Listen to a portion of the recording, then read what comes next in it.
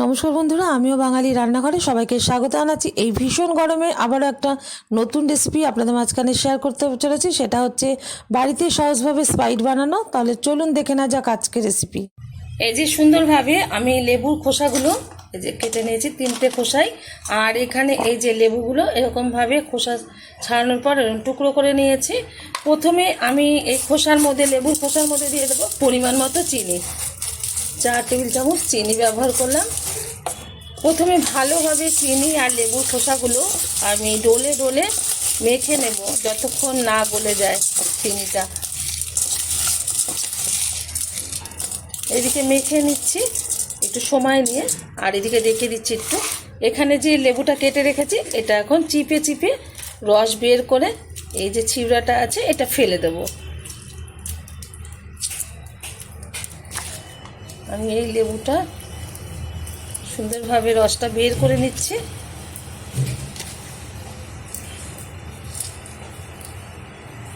লেবুটা চেপার পর এতটুকু রস বেরিয়েছে। আর এখানে কিন্তু এই যে চিনি আর লেবুর খোসাটা রয়েছে অনেকটা পরিমাণে কিন্তু এই যে গলে জলে পরিণত হচ্ছে। এটা আমি সাইডে রেখে দেবো 1 ঘন্টার জন্য, তারপরে আমি স্প্রাইটটা করে দেখাবো। 1 ঘন্টা বাদে এই যে ফিরে এসেছি। লেবুর এই যে এরকম বেরিয়েছে, লেবুর খোসা থেকে চিনিটা মিশিয়েছি বলে এই যে সবজি সবজি ভাব এসছে। এটা এখন আমি ছেঁকে নেব।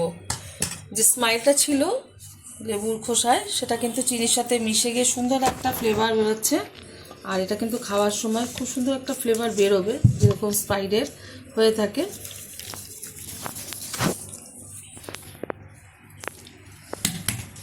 যে লেবুর রসটা আমি চিপে রেখেছিলাম সেটাও ছেঁকে নিচ্ছি।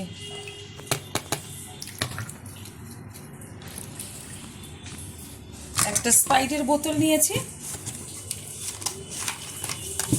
এর মধ্যে দিয়ে দিচ্ছি যে লেবুর খোসার আর চিনি মিশানো জল ছিল সেটা, মানে রস ছিল। দিয়ে দিচ্ছি লেবুর রস,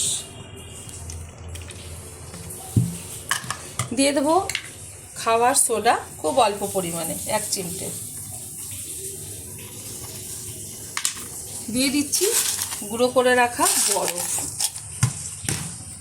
এটা কিন্তু দোকানের মতো না হলেও বাড়িতে খুব সুন্দরভাবে বানিয়ে আপনারা খেতে পারবেন গরমে, যেরকম স্প্রাইটের ফ্লেভার সমেত যে খেতে লাগে কোল্ড ড্রিঙ্কসটা সেরকম। এখন দিয়ে দেবো এর মধ্যে ঠান্ডা ফ্রিজের একদম ঠান্ডা জল।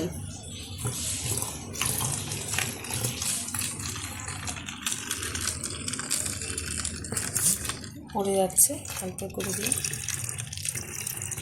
1 বোতলই বানাবো আমি। যে পরিমাণ লেবুর রস আর যেটা দিয়েছি লেবুর খোসা আর চিনির যে রসটা, এবার মুখটা আটকে দিচ্ছি, একটু ঝাঁকিয়ে নিচ্ছি।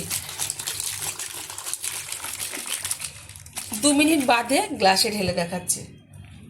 তো কাচের গ্লাস নিয়ে নিলাম, ঢেলে দিচ্ছি 2 মিনিট বাদে স্প্রাইট। আমার এই রেসিপি যদি আপনাদের ভালো লেগে থাকে আপনারা অবশ্যই আমার চ্যানেলটিকে সাবস্ক্রাইব করবেন, লাইক করবেন, শেয়ার করবেন। আর এই ভীষণ গরমে বাড়িতে সহজভাবে এরকম স্প্রাইট একবার বানিয়ে খেয়ে দেখবেন, ছোট বড় প্রত্যেকের ভীষণ ভালো লাগবে।